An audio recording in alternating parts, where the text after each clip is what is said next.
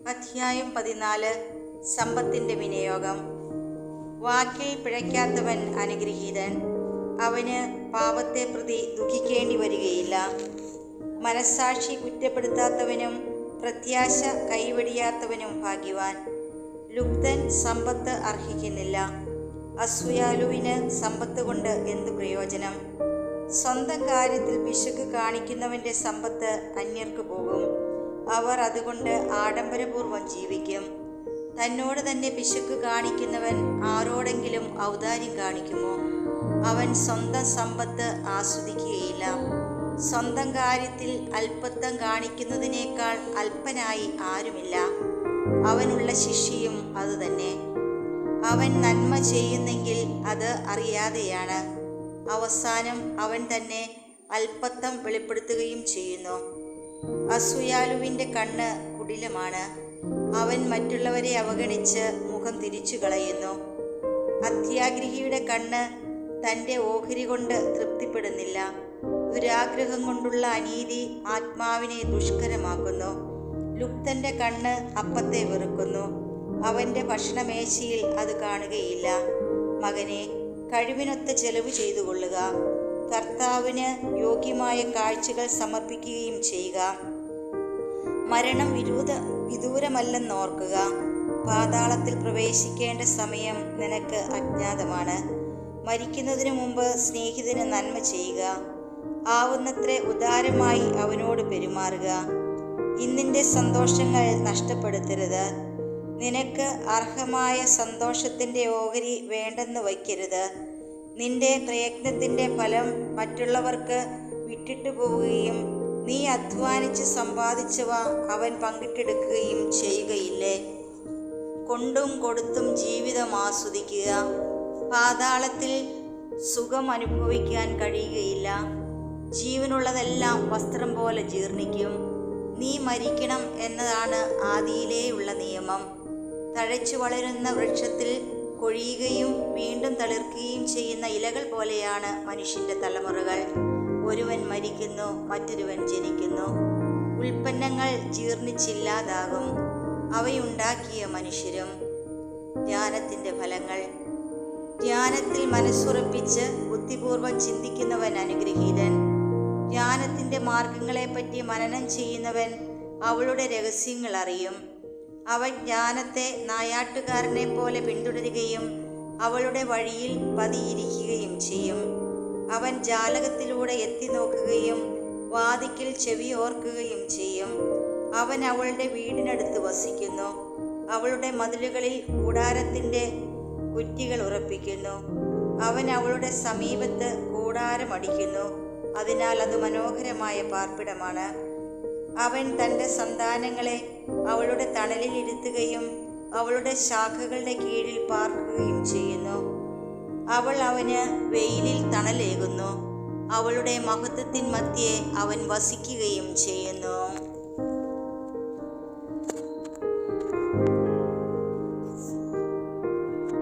അധ്യായം 15. നീതിമാന്റെ സമ്മാനം. കർത്താവിൻ്റെ ഭക്തർ ഇത് ചെയ്യും. കൽപ്പനകളിൽ ഉറച്ചു നിൽക്കുന്നവന് ജ്ഞാനം ലഭിക്കും. അമ്മയെപ്പോലെ അവൾ അവനെ സമീപിക്കും, നവവധുവിനെ പോലെ സ്വീകരിക്കും. അറിവിൻ്റെ അപ്പം കൊണ്ട് അവൾ അവനെ പോഷിപ്പിക്കും, ജ്ഞാനത്തിൻ്റെ ജലം കുടിക്കാൻ കൊടുക്കും. അവൻ അവളെ ചാരി നിൽക്കും, വീഴുകയില്ല. അവളിൽ ആശ്രയിക്കും, ലജ്ജിതനാവുകയില്ല. അവൾ അവന് അയൽക്കാരുടെ ഇടയിൽ ഔന്നത്യം നൽകും, സമൂഹമധ്യേ സംസാരിക്കാൻ അവന് കഴിവ് നൽകും.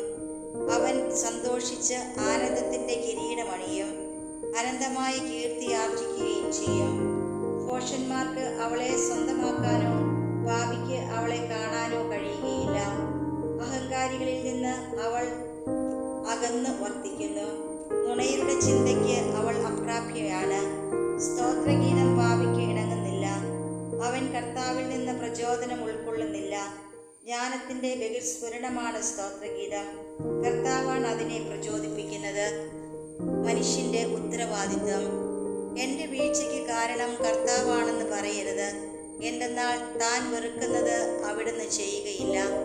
അവിടുന്നാണ് എന്നെ വഴി തെറ്റിച്ചതെന്ന് പറയരുത്, അവിടുത്തേക്ക് പാപിയെ ആവശ്യമില്ല. എല്ലാ മ്ലേച്ഛതകളും കർത്താവ് വെറുക്കുന്നു, അവിടുത്തെ ഭക്തരും അതിഷ്ടപ്പെടുന്നില്ല. ആദിയിൽ കർത്താവ് മനുഷ്യനെ സൃഷ്ടിച്ചു, അവന് സ്വാതന്ത്ര്യവും നൽകി. മനസ്സ് വെച്ചാൽ നിനക്ക് കൽപ്പനകൾ പാലിക്കാൻ സാധിക്കും. വിശ്വസ്താപൂർവം പ്രവർത്തിക്കണമോ വേണ്ടയോ എന്ന് തീരുമാനിക്കേണ്ടത് നീയാണ്. അഗ്നിയും ജലവും അവിടുന്ന് നിന്റെ മുൻപിൽ വച്ചിരിക്കുന്നു. ഇഷ്ടമുള്ളതെടുക്കാം. ജീവനും മരണവും മനുഷ്യന്റെ മുൻപിലുണ്ട്. ഇഷ്ടമുള്ളത് അവന് ലഭിക്കും. കർത്താവിൻ്റെ ജ്ഞാനം മഹോന്നതമാണ്. സർവശക്തനും സർവജ്ഞനുമാണ് അവിടുന്ന്. കർത്താവ് തൻ്റെ ഭക്തരെ കടാക്ഷിക്കുന്നു.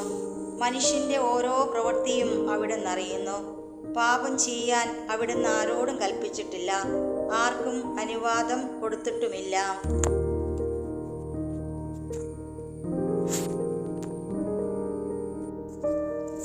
അധ്യായം 16. ദുഷ്ടന് ശിക്ഷ. കൊള്ളരുതാത്ത മക്കളുടെ കൂട്ടത്തെ ആഗ്രഹിക്കരുത്. ദൈവഭയമില്ലാത്ത പുത്രരിൽ ആനന്ദിക്കുകയും അരുത്. ദൈവഭയമില്ലാത്ത പുത്രർ പെരുകുമ്പോൾ ആനന്ദിക്കരുത്. അവരുടെ ദീർഘായുസ്സിലും എണ്ണത്തിലും നിന്റെ പ്രതീക്ഷകൾ അർപ്പിക്കേണ്ട. കാരണം ദൈവഭയമുള്ള ഒരുവൻ 1000 പാപികളെക്കാൾ മെച്ചമാണ്. ദൈവഭയമില്ലാത്ത മക്കൾ ഉണ്ടാകുന്നതിനേക്കാൾ ഭേദം അനബദ്ധ്യനായി മരിക്കുന്നതാണ്. വിവേകമുള്ള ഒരുവനാൽ നഗരം ജനനിബിഡമാകും. നിയമനിഷ്ഠമല്ലാത്ത ഒരു മാർഗം വഴി അത് ശൂന്യമാകും. ഇങ്ങനെയുള്ള പലതും എൻ്റെ കണ്ണു കണ്ടിട്ടുണ്ട്. ഇതിനേക്കാൾ വലുത് എൻ്റെ ചെവി കേട്ടിട്ടുണ്ട്. പാപികൾ സംഘം ചേരുമ്പോൾ അഗ്നി ജ്വലിക്കുന്നു. അനുസരണയില്ലാത്ത ജനത ക്രോധം ആളിക്കത്തിക്കുന്നു. സ്വശക്തിയിൽ വിശ്വസിച്ച് ദൈവത്തോട് മത്സരിച്ച പുരാതന മല്ലന്മാരോട് അവിടുന്ന് ക്ഷമിച്ചില്ല. ലോത്തിൻ്റെ അയൽക്കാരെ അഹങ്കാര നിമിത്തം അവിടുന്ന് വെറുത്തു. അവരെ വെറുതെ വിട്ടില്ല. നാശത്തിന് ഒഴിഞ്ഞിട്ട് പാപം മൂലം തൂത്തെറിയപ്പെട്ട ജനത്തോട് അവിടുന്ന് കാരുണ്യം കാണിച്ചില്ല. കലാപത്തിന് അണിനിരുന്ന 6 ലക്ഷം ദുർവാശിക്കാരോടും അവിടുന്ന് കരുണ കാണിച്ചില്ല. ദുശാഠ്യക്കാരൻ ഒരുവനേയുള്ളൂവെങ്കിലും അവൻ ശിക്ഷിക്കപ്പെടാതിരിക്കുന്നെങ്കിൽ അത്ഭുതമാണ്. കരുണയും കോപവും കർത്താവിനോട് കൂടെയുണ്ട്. ക്ഷമിക്കുമ്പോഴും ക്രോധം ചൊരിയുമ്പോഴും അവിടുത്തെ ശക്തിയാണ് പ്രകടമാകുന്നത്. അവിടുത്തെ കാരുണ്യം പോലെ തന്നെ ശിക്ഷയും വലുതാണ്. പ്രവൃത്തികൾക്കനുസരണമായി അവിടുന്ന് മനുഷ്യനെ വിധിക്കുന്നു. കൊള്ള മുതലുമായി പാപി രക്ഷപ്പെടുകയില്ല.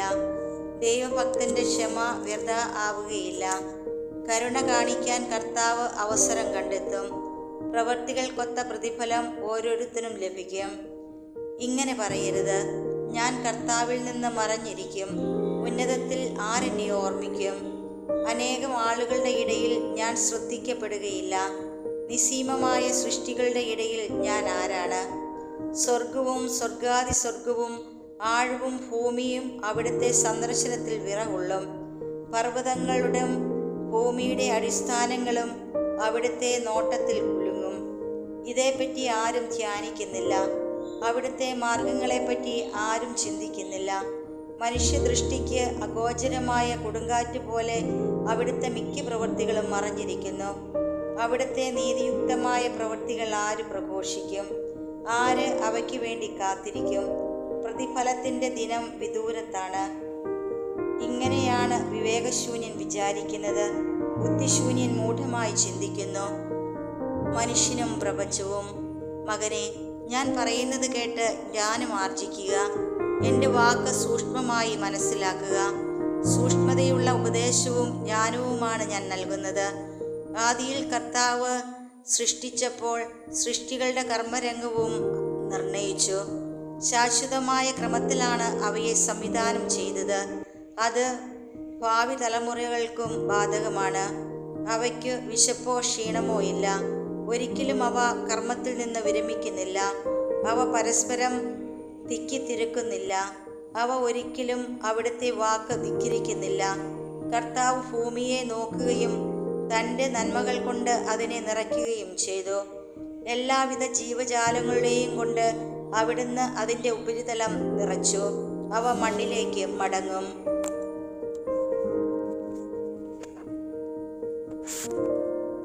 അധ്യായം 17. കർത്താവ് മനുഷ്യരെ മണ്ണിൽ നിന്ന് സൃഷ്ടിക്കുകയും അതിലേക്ക് തന്നെ മടക്കി അയക്കുകയും ചെയ്തു. ചുരുങ്ങിയ കാലം മാത്രം അവിടുന്ന് മനുഷ്യർക്ക് നൽകി. എന്നാൽ ഭൂമിയിലുള്ള സകലത്തിൻ്റെയും മേൽ അവർക്ക് അധികാരം കൊടുത്തു. അവിടുന്ന് അവർക്ക് തൻ്റെ ശക്തിക്ക് സദൃശ്യമായി ശക്തി നൽകുകയും തൻ്റെ സാദൃശ്യത്തിൽ അവരെ സൃഷ്ടിക്കുകയും ചെയ്തു. എല്ലാ ജീവജാലങ്ങളിലും അവരെക്കുറിച്ചുള്ള ഭീതി അവിടുന്ന് ഉളവാക്കി. മൃഗങ്ങളുടെയും പക്ഷികളുടെയും മേൽ അവിടുന്ന് അവർക്ക് അധികാരം നൽകി. അവിടുന്ന് അവർക്ക് നാവും കണ്ണുകളും ചെവികളും ചിന്തിക്കാൻ മനസ്സും നൽകി. അവിടുന്ന് അറിവും വിവേകവും കൊണ്ട് അവരെ നിറയ്ക്കുകയും നന്മയും തിന്മയും അവർക്ക് കാണിച്ചു കൊടുക്കുകയും ചെയ്തു. തൻ്റെ പ്രവൃത്തികളുടെ മഹത്വം അവർ കാണുന്നതിന് അവിടുന്ന് തൻ്റെ പ്രകാശം അവരുടെ ഹൃദയങ്ങളിൽ നിറച്ചു. അവർ അവിടുത്തെ പ്രവൃത്തികളുടെ മഹത്വം പ്രഖ്യാപിച്ച് അവിടുത്തെ വിശുദ്ധ നാമം സ്തുതിക്കും. അവിടുന്ന് അവരുടെ മേൽ ജ്ഞാനം വർഷിക്കുകയും ജീവന്റെ നിയമം അവർക്ക് നൽകുകയും ചെയ്തു. അവിടുന്ന് അവരുമായി ശാശ്വതമായ ഒരു ഉടമ്പടി ഉറപ്പിക്കുകയും തൻ്റെ നീതിവിധികൾ അവർക്ക് വെളിപ്പെടുത്തുകയും ചെയ്തു. അവരുടെ കണ്ണുകൾ അവിടുത്തെ മഹത്വപൂർണമായ പ്രതാപം ദർശിക്കുകയും അവരുടെ കാതുകൾ അവിടുത്തെ നാദത്തിൻ്റെ മഹിമ ആസ്വദിക്കുകയും ചെയ്തു. എല്ലാ അനീതികൾക്കുമെതിരെ ജാഗരൂകത പാലിക്കുവിൻ എന്ന് അവിടുന്ന് അവരോട് പറഞ്ഞു. അയൽക്കാരനോടുള്ള കടമ അവിടുന്ന് ഓരോരുത്തരെയും പഠിപ്പിച്ചു. അവരുടെ മാർഗങ്ങൾ എപ്പോഴും അവിടുത്തെ മുൻപിലുണ്ട്. അവിടുത്തെ ദൃഷ്ടികളിൽ നിന്ന് അത് മറഞ്ഞിരിക്കുകയില്ല. ഓരോ രാജ്യത്തിനും അവിടുന്ന് ഭരണാധികാരിയെ നൽകി. എന്നാൽ ഇസ്രായേലിനെ സ്വന്തം അവകാശമായി തിരഞ്ഞെടുത്തു. അവരുടെ പ്രവൃത്തികൾ അവിടുത്തെ മുൻപിൽ സൂര്യപ്രകാശം പോലെ വ്യക്തമാണ്. അവരുടെ മാർഗങ്ങളിൽ അവിടുത്തെ ദൃഷ്ടി പതിഞ്ഞിരിക്കുന്നു. അവരുടെ അകൃത്യങ്ങൾ കർത്താവിൽ നിന്ന് മറഞ്ഞിരിക്കുന്നില്ല. അവരുടെ പാപങ്ങൾ കർത്താവ് വീക്ഷിക്കുന്നു. മനുഷ്യന്റെ ദാനധർമ്മത്തെ മോതിരത്തെ എന്ന പോലെ കർത്താവ് വിലമതിക്കുന്നു. അവൻ്റെ കാരുണ്യത്തെ കണ്ണിലെ കൃഷ്ണമണി പോലെ അവിടുന്ന് കരുതുന്നു. അവിടുന്ന് അവരോട് പകരം ചോദിക്കും. അവരുടെ പ്രതിഫലം അവരുടെ ശിരസിൽ പതിക്കും. അനുതപിക്കുക. പശ്ചാത്തപിക്കുന്നവർക്ക് തിരിച്ചു വരാൻ അവിടുന്ന് അവസരം നൽകും. ചഞ്ചല ഹൃദയർക്ക് പിടിച്ചു നിൽക്കാൻ അവിടുന്ന് പ്രോത്സാഹനം നൽകും. കർത്താവിങ്കിലേക്ക് തിരിഞ്ഞ് പാപം പരിത്യജിക്കുവേൻ. അവിടുത്തെ സന്നിധിയിൽ പ്രാർത്ഥിക്കുകയും അകൃത്യങ്ങൾ പരിത്യജിക്കുകയും ചെയ്യുവേൻ. അത്യുന്നതനിലേക്ക് തിരിയുകയും അകൃത്യങ്ങൾ ഉപേക്ഷിക്കുകയും മ്ലേച്ഛതകളെ കഠിനമായി വെറുക്കുകയും ചെയ്യുവേൻ. ജീവിക്കുന്നവർ അത്യുന്നതന് സ്തുതിഗീതം പാടുന്നത് പോലെ പാതാളത്തിൽ ആര് അവിടുത്തെ സ്തുതിക്കും? അസ്തിത്വമില്ലാത്തവനിൽ നിന്നെന്ന പോലെ മനുഷ്യൻ മരിക്കുമ്പോൾ അവൻ്റെ സ്തുതികൾ നിലയ്ക്കുന്നു. ആരോഗ്യത്തോടെ ജീവിച്ചിരിക്കുന്നവരാണ് കർത്താവിനെ സ്തുതിക്കുന്നത്. കർത്താവ് തൻ്റെ അടുക്കലേക്ക് തിരിയുന്നവരോട് പ്രദർശിപ്പിക്കുന്ന കാരുണ്യവും ക്ഷമയും എത്രയോ വലുതാണ്. മനുഷ്യൻ അമർത്യനല്ലാത്തതുകൊണ്ട് എല്ലാം അവന് പ്രാപ്യമല്ല. സൂര്യനേക്കാൾ ശോഭയുള്ളതെന്തുണ്ട്? എന്നിട്ടും അതിൻ്റെ പ്രകാശം അസ്തമിക്കുന്നു. അതുപോലെ മാംസവും രക്തവുമായ മനുഷ്യൻ തിന്മ നിരൂപിക്കുന്നു. കർത്താവ് സ്വർഗത്തിലെ സൈന്യങ്ങളെ അണിനിരത്തുന്നു. എന്നാൽ മനുഷ്യൻ പൊടിയും ചാരവുമാണ്.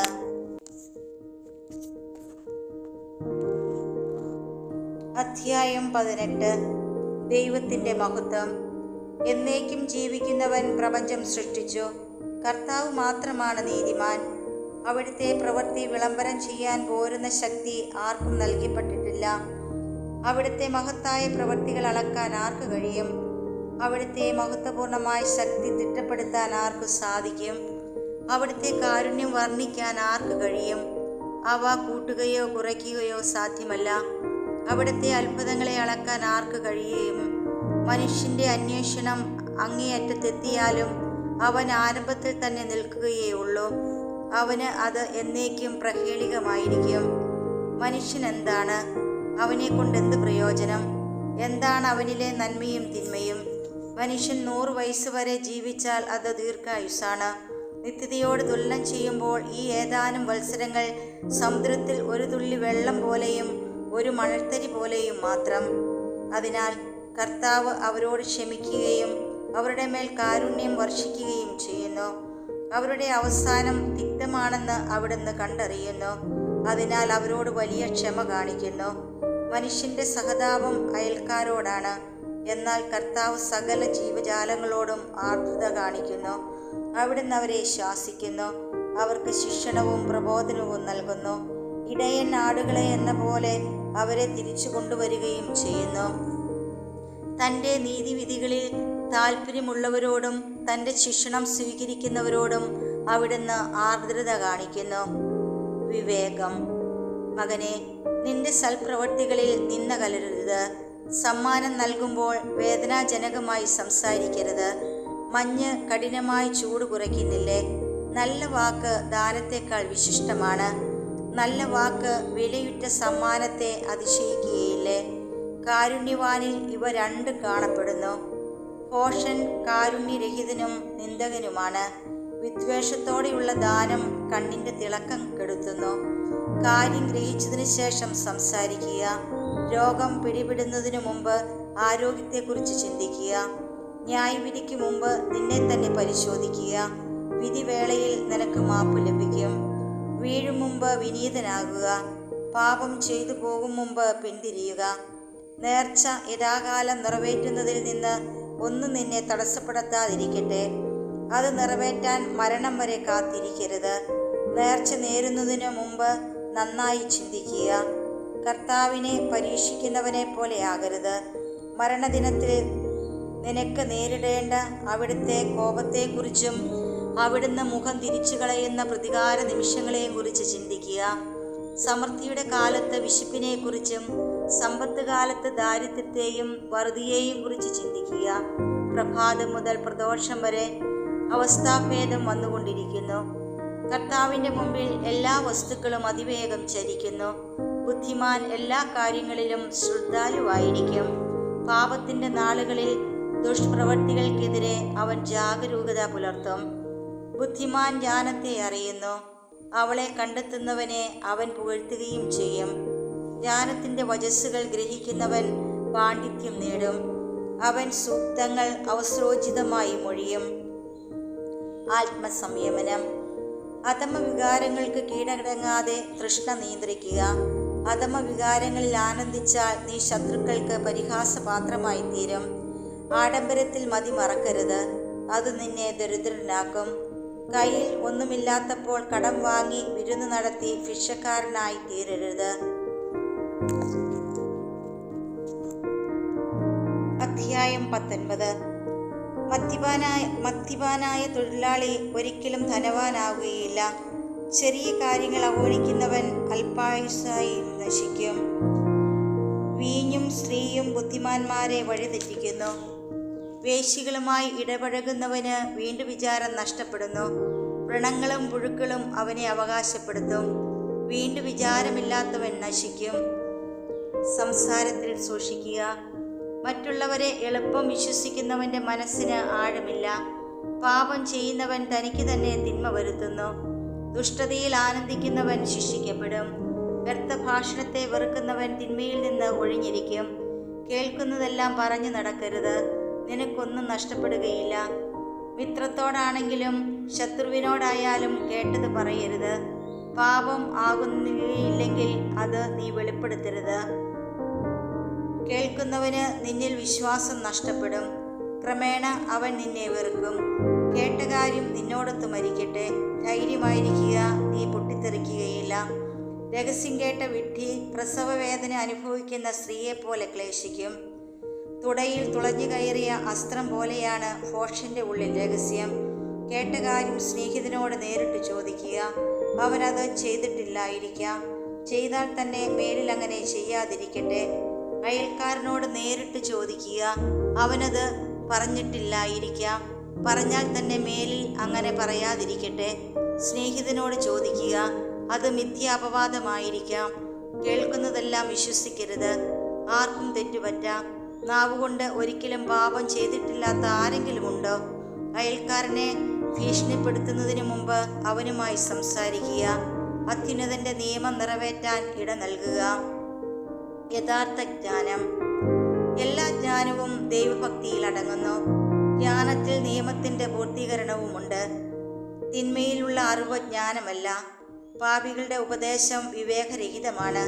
നിന്ദ്യമായ സാമർഥ്യമുണ്ട്. ജ്ഞാനമില്ലാത്തതുകൊണ്ട് മാത്രം ഭോഷനായിരിക്കുന്നവനുമുണ്ട്. നിയമം ധിക്കരിക്കുന്ന ബുദ്ധിമാനേക്കാൾ ഭേദമാണ് ദൈവഭയമുള്ള ബുദ്ധിഹീനൻ. സൂക്ഷ്മവും എന്നാൽ അനീതി നിറഞ്ഞതുമായ സാമർഥ്യമുണ്ട്. തൻ കാര്യം നേടാൻ നിഷ്കരുണം പ്രവർത്തിക്കുന്നവരുമുണ്ട്. ശിരസ്സു നമിച്ച് വിലപിച്ചു നടക്കുന്ന ആഭാസനുണ്ട്. അവൻ്റെ ഹൃദയം നിറയെ കാപട്യമാണ്. അവൻ മുഖം മറച്ച് ഒന്നും കേൾക്കുന്നില്ലെന്ന് നടിക്കും. ആരും ശ്രദ്ധിക്കാത്തപ്പോൾ അവൻ നിന്റെ മേൽ ചാടി വീഴും. അശക്തി കൊണ്ട് പാപത്തിൽ നിന്ന് ഒഴിഞ്ഞു നിന്നാലും തക്കം കിട്ടുമ്പോൾ തിന്മ പ്രവർത്തിക്കും. ബാഹ്യഭാവം നോക്കിയാണ് മനുഷ്യനെ അറിയുന്നത്. ബുദ്ധിമാനെ മുഖം കണ്ടാൽ അറിയാം. വേഷം, ചിരി, നടപ്പ് ഇവ മനുഷ്യൻ്റെ സത്വം വെളിപ്പെടുത്തുന്നു.